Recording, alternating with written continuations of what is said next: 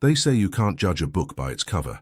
But when a millionaire walked into Sarah Miller's garage that sweltering August afternoon in rural Oklahoma, he didn't just judge, he laughed. He laughed loud enough for the entire town to hear, loud enough for his assistant to catch it on camera, loud enough to echo through the dusty walls of a garage that had seen more struggle than glory. The camera slowly pans across the weathered structure, its corrugated metal sides patched with rust, the faded paint bearing witness to decades of sun and storm. Rusted tools hang on the walls like medals of honor, each one telling a story of repairs made, engines brought back to life, dreams salvaged from the edge of surrender. A faded American flag drapes near the entrance, its colors muted but defiant, a symbol of persistence in a place where giving up would have been easier. In the center of this modest cathedral of grease and grit sits a 1972 Volkswagen Beetle, primer gray, dents scattered across its body like battle scars, one headlight missing, paint flaking like dried leaves in autumn. To the untrained eye, it looks like a relic waiting for the scrapyard. To Sarah Miller, it looks like home. The sound of a car engine breaks the afternoon silence, not the gentle hum of something modest, but the aggressive purr of wealth announcing itself. A sleek black Mercedes-Benz S-Class, polished to mirror perfection, pulls up to the garage entrance, its tires crunching on the gravel lot. The contrast is stark and intentional. Luxury meeting labor, arrogance meeting authenticity. Out steps Richard Harding, mid-50s, designer suit that costs more than most people's monthly rent, Rolex gleaming on his wrist like a beacon of success. His shoes are Italian leather, his hair meticulously styled, his posture that of a man who has never been told no. He surveys the small garage with visible disdain, his nose wrinkling slightly as if the very air offends him. Behind him, his assistant Marcus, early 30s, expensive casual wear, smartphone already in hand, follows like a shadow, filming everything. Richard has built an empire on image, on showing the world what success looks like, and every moment is content for his social media empire. This the place? Richard's voice carries the tone of someone used to being obeyed, tinged with incredulity. Looks like a junkyard. He steps forward, his shoes creating small clouds of dust with each step, his eyes scanning the garage as if cataloguing every flaw, every sign of age, every indication that this place doesn't belong in his world. From inside the garage, a figure emerges. Sarah Miller is in her late 30s, her coveralls stained with grease that tells the history of 1,000 repairs. Her hands are calloused, her nails short and practical, her face bearing the kind of quiet confidence that comes not from arrogance, but from knowing exactly who she is and what she's capable of. She wipes her hands on a rag, not out of nervousness, but habit, and steps forward into the sunlight. Her eyes meet Richard's without flinching, without deference, without the slightest indication that his wealth or status means anything in this space. "Can I help you?" Her voice is calm, steady, the kind of voice that doesn't need to be loud to be heard. Richard gestures dismissively at the Beetle, his hand moving with the casual cruelty of someone used to throwing away things he deems worthless. "Yeah, I need someone to tow this piece of junk. My dealership down the road said you'd haul it for free if I let you keep it for parts. They said you do charity work." The last words drip with condescension, as if the very concept of helping others is beneath him. Sarah's expression doesn't change. She glances at the Beetle, then back at Richard. "That's my car." For a moment, Richard freezes. His brain needs a second to process what he just heard, to reconcile the image of this humble mechanic with ownership of what he has already mentally categorized as garbage. Then he bursts into laughter, loud, theatrical, performative. It's the kind of laugh designed to humiliate, to establish dominance, to remind everyone within earshot of the hierarchy of the world. "You're kidding me," he manages between guffaws. "This junk ain't worth a dime. Look at it. Rusted out, falling apart, paint peeling like it's got some kind of disease. What? You gonna restore it? Turn it into a planter?" He laughs harder, slapping his thigh like he's just told the funniest joke in the world. Sarah doesn't react. She's heard this before. Different men, different cars, same arrogance. "Already did," she says simply. The laughter dies. Richard's face transitions from amusement to confusion, his brow furrowing as if he's trying to solve a math problem that doesn't add up. "What? I said I already restored it. Pop the hood. See for yourself." Richard's smirk returns, but there's a flicker of uncertainty behind it now. He glances at Marcus, who has the camera trained on him, the little red light indicating they're live streaming to Richard's 40,000 followers. Richard has built his brand on being right, on knowing more than everyone else, on showing people what quality looks like. He can't back down now, not in front of an audience. "Fine," he says, straightening his suit jacket. "Let's get this over with." But before we understand the magnitude of what's about to happen, we need to go back. We need to understand who Sarah Miller is, where she came from, and why this rusted Beetle means more to her than any amount of money Richard Harding could ever comprehend. 10 years ago, Sarah Miller wasn't a mechanic. She was a single mother working 2 jobs just to keep the lights on, just to put food on the table, just to keep her daughter Emily from knowing how close they were to losing everything. The apartment was small, 1 bedroom that Sarah gave to Emily while she slept on a fold-out couch that had seen better decades. The walls were thin enough to hear the neighbors' arguments, the plumbing rattled like it was angry at the world, and the rent was still barely affordable. Emily was 6 years old and sick, a chronic condition that required medication Sarah could barely afford even with insurance. Medical bills piled up on the kitchen table like accusations, each envelope a reminder that the system wasn't designed for people like her. Sarah's days started at 5 in the morning. First job was at a diner downtown, slinging eggs and coffee for the early crowd. Construction workers, truckers, people who appreciated her quick service and never complained when she forgot the extra sugar. She'd work until 2 in the afternoon, then rush home to check on Emily, make sure she'd taken her medicine, help her with homework, try to be the mother her daughter deserved, despite the exhaustion that lived in her bones. By 4, she'd be at her second job, cleaning office buildings downtown, pushing a vacuum through cubicles where people who made in a month what she made in a year had left their coffee cups and discarded drafts. She'd finish around midnight, drive home in her old Honda that coughed like it had pneumonia, collapse onto that fold-out couch, and do it all again the next day.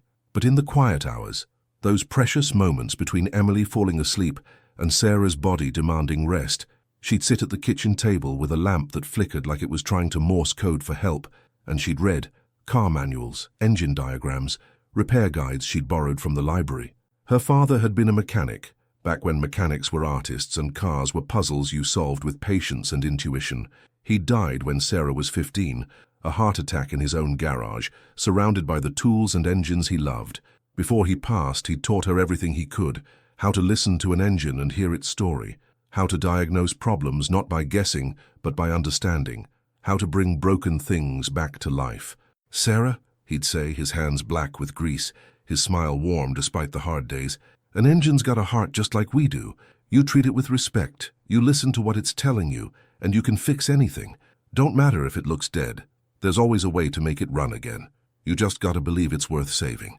Those words lived in her memory like a prayer. And in those late-night hours, hunched over a library book with diagrams of carburetors and crankshafts, Sarah began to believe she could do this.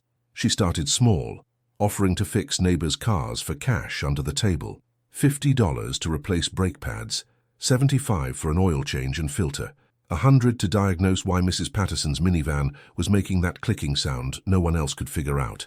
Word spread slowly but steadily. The single mom who worked 2 jobs and somehow knew her way around an engine. People started calling, started trusting her, started paying her. She saved every dollar, kept it in an envelope under her mattress because banks charged fees she couldn't afford. $5 here, $20 there, sometimes $100, when someone needed a bigger job. It took 3 years, but eventually she had enough for a down payment on a small garage space on the edge of town. It wasn't much. Concrete floors cracked like broken promises, fluorescent lights that hummed too loud, a bathroom that barely worked, but it was hers. She hung her father's tools on the wall like family portraits. She put up that faded American flag he'd kept in his own shop, and she opened for business. The early days were brutal. Customers were skeptical. A woman mechanic? In rural Oklahoma. They'd come in, take one look at her, and ask if there was a man they could talk to instead. She'd smile politely and tell them she was the only one there. Some would leave. Others would stay reluctantly, and when she fixed their cars faster and better than the dealership down the road, Richard Harding's dealership as it happened, they'd come back, and they'd tell their friends. Slowly, agonizingly slowly, Sarah built a reputation, not for being the cheapest, not for being the fastest, but for being honest, for not recommending repairs people didn't need, for treating every car like it mattered, because to the person who owned it, it did. And that Beetle. That 1972 Volkswagen Beetle sitting in her garage. That was her father's car, the one he'd been restoring when he died. the one that had sat in storage for over 20 years, because Sarah couldn't afford to keep it and couldn't bear to let it go. When she finally had the garage, she brought it in.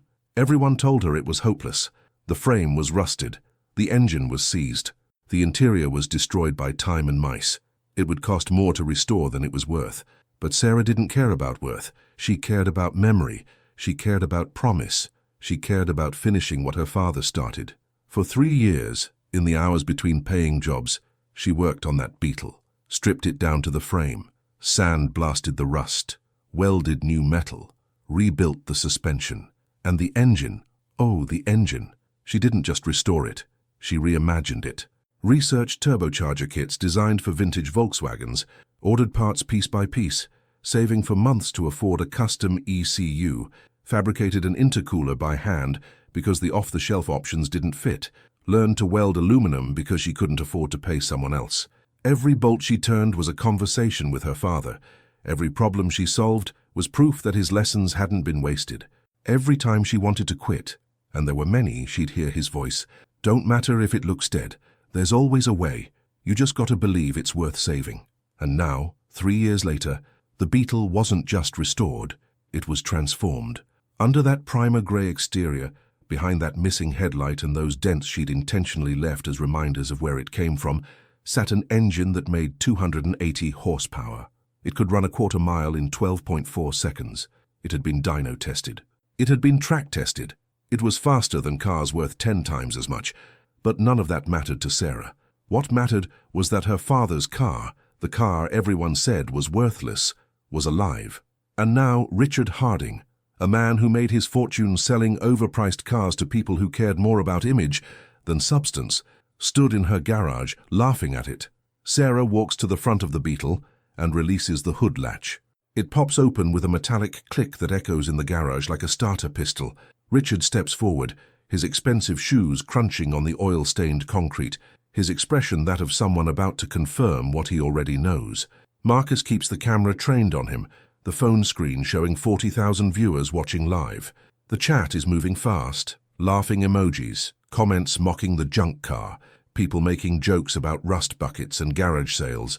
Richard reaches the front of the car and lifts the hood, and stops. His hands freeze mid-motion, his eyes widen. For several seconds he doesn't move, doesn't speak, doesn't even seem to breathe. Because what he's looking at doesn't make sense. Where there should be a tired old stock engine barely capable of 50 horsepower, there sits a work of art. A fully rebuilt, turbocharged flat-4 engine gleams under custom LED lighting. The block has been machined and polished. The intake manifold is powder-coated red. The intercooler, hand-fabricated from aircraft-grade aluminum, sits like a crown jewel, its piping routed with surgical precision. Every wire is labeled. Every bolt is torqued to spec. Every component looks like it belongs in a magazine spread, not a garage in rural Oklahoma. Marcus zooms the camera in. The live chat explodes. Comments shift from mockery to shock. Holy shit! Is that real? No way that's in a Beetle. That's insane. Richard's mouth opens, but no sound comes out. He's a man who sells cars for a living, who has walked through showrooms filled with six-figure machines, who prides himself on knowing quality when he sees it. And he's looking at quality. Real, undeniable, built with bare hands quality. Sarah steps beside him, her voice calm. 1.8-liter turbo, fully built bottom end, forged pistons, upgraded rods, balanced crank, custom ECU tune, makes about 280 horsepower. Dyno tested last week. She says it matter-of-factly, the way someone might describe what they had for breakfast. Richard finally finds his voice, but it's shaky, uncertain. That's not possible. This is a Beetle. They make, what, 50 horsepower stock? Maybe 60? 60, Sarah confirms. But yeah, I upgraded a few things. A few things. Richard's voice rises. Disbelief and something else. Maybe embarrassment, maybe awe, bleeding into his tone. How did you, built it myself. Took 3 years. Every bolt, every weld. My dad taught me to never give up on something just because it looks broken. Richard stares at her, and for the first time since he arrived, the arrogance is gone, replaced by something rawer. Confusion, respect, shame. Marcus keeps filming. The viewer count has jumped. 60,000 now, then 70, then 80. The algorithm has picked up on the emotion, the drama, the twist. This is going viral. Richard's face shifts from shock to humiliation. He realizes the situation he's in. He walked into this garage, cameras rolling, audience watching, and declared this car worthless. Laughed at it, laughed at her, and now he's standing in front of an engine that could embarrass half the cars on his showroom floor. "Turn the camera off," he says quietly to Marcus. Marcus glances at his phone. "We're live, sir. I can't just—" "I said, turn it off." Richard's voice cracks, desperation bleeding through. But Sarah speaks before Marcus can respond. "Want to hear it run?" Richard doesn't answer. Can't answer. Sarah doesn't wait for permission. She walks to the driver's side door, slides into the seat, worn but clean, original but cared for, and turns the key. The engine roars to life, not the gentle putt-putt of a vintage Volkswagen, but a deep, aggressive, perfectly tuned snarl. The exhaust note echoes through the garage, bouncing off the metal walls, vibrating through the concrete floor. It sounds like thunder. It sounds like purpose. It sounds like everything Richard thought was impossible. Sarah revs it once, smoothly, controlled, just enough to let the turbo spool and sing. The wastegate releases with a sharp bark that makes Richard flinch. She lets it idle, the engine settling into a rhythm that's mechanical poetry, and looks at him through the window. "She's fast too. Ran a 12.4 at the strip last month. Bet that Mercedes of yours can't touch that." Richard stands frozen. Behind him, Marcus's phone screen shows the live chat exploding. Comments flood in faster than they can be read. "She destroyed him. Never underestimate a woman mechanic. That Beetle is a beast. He looks like he just swallowed a lemon." The viewer count hits 90,000. This moment is being shared, screenshot, clipped, sent across platforms. Richard Harding, millionaire dealership owner, humiliated by a small-town mechanic and a car he called junk. Sarah steps out of the Beetle, leaving it running. The engine's idle, a confident presence in the space between them. She walks back to Richard, her expression neutral, not gloating, not angry, just calm. "Still think it's junk." Richard stares at the engine, at her, at the camera. The weight of his mistake presses down on him like gravity doubling. He takes a breath. I was wrong." "What was that?" Sarah's voice isn't cruel, but she's not letting him off easy either. "I was wrong." Louder this time, clearer. "I judged it without knowing. I'm sorry." Sarah nods. Not a big gesture, just acknowledgement. A lot of people do that. Judge what they don't understand. But the truth always comes out eventually. For a moment, they stand in silence. The engine idles. The camera records. 95,000 viewers watch. And Richard Harding, for maybe the first time in years, feels small. He reaches into his suit jacket, an instinctive move, a businessman's reflex, and pulls out his wallet. From it, he extracts a business card, embossed, expensive, the kind that says, "I'm important." He hands it to Sarah. "I want to hire you. Consultant for my performance division. Name your price." Sarah looks at the card, doesn't take it. Not interested. Richard blinks, surprised. "Why not?" "Because I don't work for people who judge before they listen." "This garage?" She gestures around the space, the rusted tools, the cracked floors, the faded flag. "It's for folks who got told they couldn't, who got laughed at, who got counted out. That's who I help." Richard stares at her. The words land with unexpected weight. He's spent his life surrounding himself with people who tell him yes, who admire his success, who want what he has. And here's someone saying no. Not because she can't use the money. Her garage clearly could, but because she has principles that money can't buy. It's a foreign concept. It's uncomfortable, and it's exactly what he needs to hear. Slowly, Richard extends his hand, not offering a card, just offering a handshake. Sarah looks at it for a moment, then takes it. Her grip is firm, confident, calloused. His is soft, manicured, uncertain. "You're right," Richard says, and his voice has changed. Quieter, more genuine. "I've been on top so long I forgot what it's like to be doubted. Thank you for the reminder." Sarah releases his hand.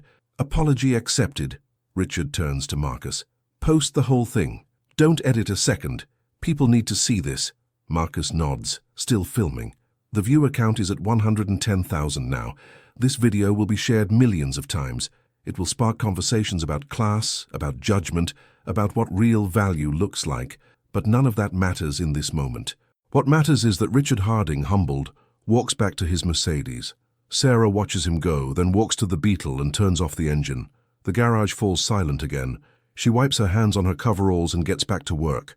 3 days later, the video has been viewed 3 million times. Sarah's phone rings non-stop, not from millionaires looking to hire her, but from people like her. Single parents who've been told they can't, workers who've been looked down on, dreamers who've been laughed at. They call asking about cars, about advice, about hope. Sarah answers every call she can.